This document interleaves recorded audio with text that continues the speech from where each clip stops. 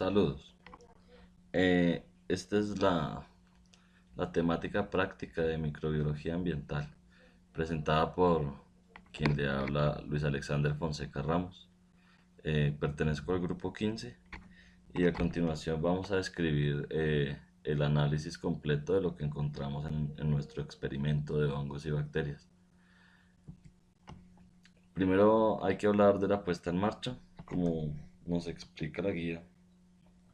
Lo primero que se debía hacer es tener unos recipientes adecuados y preparar nuestra gelatina sin sabor con una concentración bastante alta para conservar la homogeneidad de la gelatina.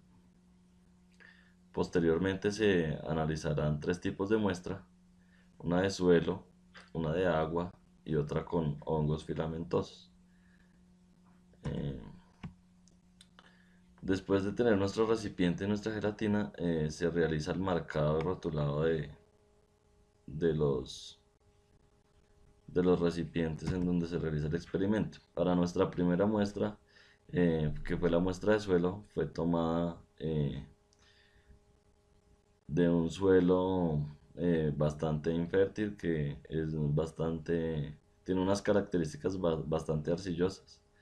Em, entonces, pues en la guía decía que eran 2 granos y aquí se pusieron aproximadamente 2 granos, un poco aislados, pues para favorecer el cultivo.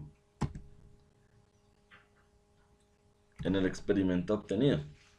En el experimento obtenido vemos que en la muestra de suelo, además del cultivo de bacterias que se ve al fondo y de algunas bacterias de consumo de azufre, ¿verdad? Que se favorecen. Esto es un indicador, digamos que las bacterias de color rojo que se formaron, quiere decir que nuestro suelo tenía pues bastante rico en azufre.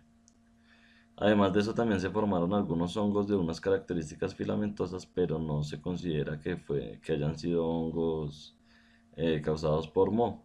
Sin embargo, se le alcanzaron a notar en algunas secciones de la gelatina, muy cerca de la concentración de grano de suelo, un cultivo de bacterias cuya colonia no supera las 30 colonias por la muestra. En el siguiente vemos la muestra de agua, fue tomada de una charca estancada con unas condiciones de turbiedad bastante altas. En el gotero donde tomé la muestra pues no se observa que esté muy turbia, pero el cuerpo de agua en general sí se notaba con bastante turbiedad. Se ingresaron 2 gotas de esta muestra de agua residual, se extendieron como con un copito como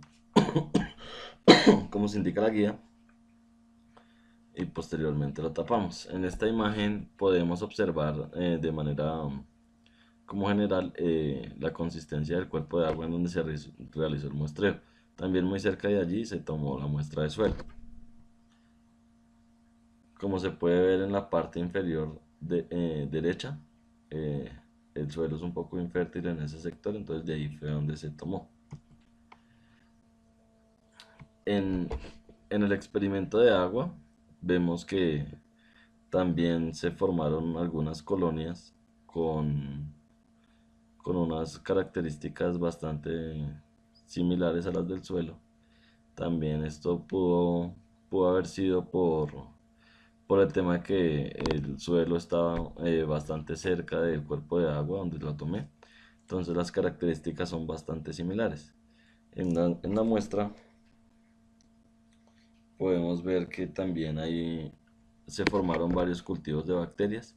Pues la caracterización de esta es bastante casera, pues debido a que no tenemos un microscopio y un método de tinción adecuado para identificar los tipos de colonias. Pero sí, de acuerdo a la investigación que realicé en internet, eh, se puede evidenciar que hay varias colonias y también hay unas que son de color rojo.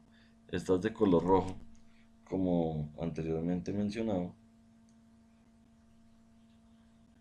como anteriormente mencionado, son, son bacterias que se favorecen son bacterias que se favorecen por el enriquecimiento de azufre y esto les hace dar este color. Eh, también, también se nota que el agua es bastante falta de oxígeno, pues debido a las características de las colonias que encontramos. Eh, y la última muestra que tomamos para este experimento en cuanto a hongos y bacterias fue mencionado la guía que consiguiéramos un material un poco que ya tuviera hongos. En este caso yo conseguí una naranja que ya se ve que, como se ve en la imagen en la parte derecha, esta pues ya tenía bastantes hongos. Tomé una muestra un poco pequeña, aproximadamente de un diámetro de 1 centímetro. Se ingresó en el frasco como decía y todo el procedimiento se realizó de acuerdo a la guía y también pues evitando que se contaminaran unos frascos con otros. En la fase de hongos podemos ver la proliferación de hongos. Eh, en este caso, en este caso se formaron hongos filamentosos.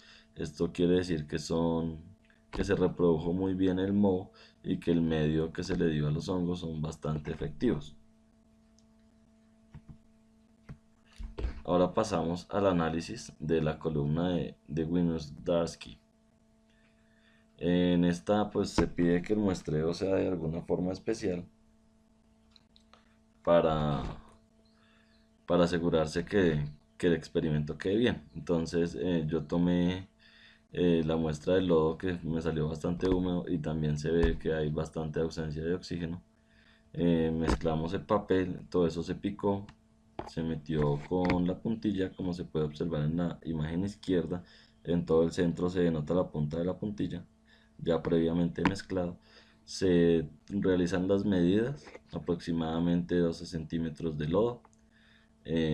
Luego el resto completamos con agua, dejando 4 centímetros de espacio para, para el favorecimiento de nuestro experimento. Para este experimento usé un botellón de agua de 5 litros. Lo tapé lo tapé con papel vinipel para evitar que hubiera ingresos de otros residuos y favorecer la proliferación de lo que queríamos analizar. En cuanto a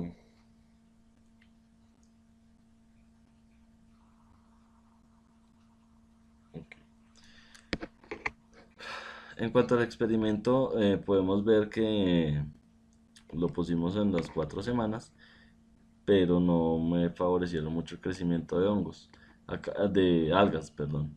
A cambio de eso, sí, creo que se alcanza a notar, sí se favoreció la proliferación de algunos microorganismos que se ven a la luz, digamos, exponiéndolos a la luz, se ven moverse y son como pequeñas lombricitas que se considera son parásitos, ¿cierto? En la imagen izquierda podemos apreciar, se alcanza, si uno mira detenidamente se alcanza a ver. Aunque sí hubo alguna producción de algas como se evidencia en la fotografía 2, también vemos que en la segunda capa, que es de material como flotante,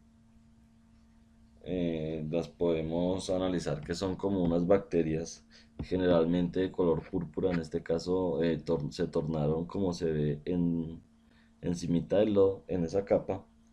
Digamos que estas bacterias son púrpuras, pero no son por las características de azufre, sino, sino más bien que es como la organización de la capa en este experimento. Hay unas bacterias púrpuras que sí son de azufre, que es la siguiente capa, como se ve ahí, se ve un poco más rojo. Las bacterias verdes, se ve un poco la diferencia de la capa en la fotografía, no se ve muy bien, pero pues en la vista originalmente que yo tomé sí se alcanzan a denotar bien las capas. Y las últimas capas que ya son el lodo, donde se denota completamente la ausencia de oxígeno, también se ve que en esta parte se ha degradado bastante los sulfatos. en la parte de los sulfatos se ve el enriquecimiento. Ahí es donde se fermentan, pues digamos que gran parte de las bacterias que allí están contenidas en nuestro experimento. Em, en mi consideración, dentro de la literatura, encuentro que el experimento es un poco diferente a lo que a mí me resultó. Tal vez las condiciones del agua no estaban lo suficientemente alteradas como para producir este efecto que esperábamos, aunque sí se le dio exposición a la luz solar. Durante el tiempo de exposición pues hubo un invierno bastante extenso, y debido a esto pues también es posible que la ausencia de luz solar haya provocado que le explicar el tema de las preguntas planteadas en la guía. Nos indica que indique por qué se forman las manchas negras de lodo. Eh, Resulta que en la última capa de lodo se forman algunas bacterias anaerobias, ¿cierto? Entonces, digamos que de paso ahí respondemos a la parte de que esta es la parte anaerobia, la parte donde menos hay oxígeno, donde está saturado. Entonces ahí es donde encontramos la parte anaerobia de nuestro experimento. En esta parte hay bastante fermentación. Esto genera alcoholes y azúcares que luego van a ser aprovechados por los microorganismos que están en la parte. Estos nutrientes van a ser aprovechados por la parte donde está el tema del agua. La siguiente pregunta dice: ¿por qué se forma en la parte superior una columna verde? Esto hace un poco de alusión también a, digamos que lo podemos relacionar con el tema de la eutrofización, ¿cierto? Cuando hay algunas bacterias anaerobias que favorecen la proliferación de estas algas, eh, se alimentan de eso y completamente el agua queda sin oxígeno, y estas plantas se favorecen por este tipo de bacterias. Entonces digamos que el crecimiento de algas es debido al tema de la ausencia de oxígeno y a estas bacterias anaerobias. Em, la siguiente pregunta dice: ¿cuál es la fase aerobia de la columna? La fase aerobia es la parte superior verde, ya que si bien las plantas se favorecen en un entorno donde no hay oxígeno, ellas sí, digamos que favorecen al exhalar o por el tema de evapotranspiración la fase aerobia, que es la presencia de oxígeno en esta fase. ¿A qué se debe el olor a huevo podrido en dichos sistemas? Se debe a la cantidad de azufre que es liberado como desecho resultante de estas bacterias. ¿Qué aplicabilidad tiene el experimento que le permite entender dentro del ejercicio de la ingeniería ambiental?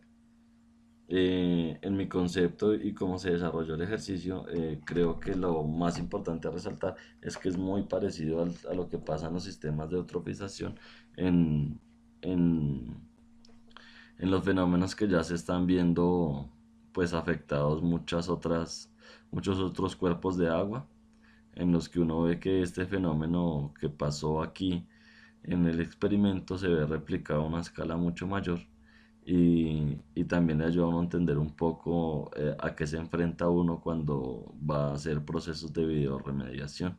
Le ayuda a uno a entender cómo es el proceso de eutrofización y y del tema de cómo viven los microorganismos dentro de las condiciones tan extremas como en este caso se dieron. Y eso es todo. Muchas gracias.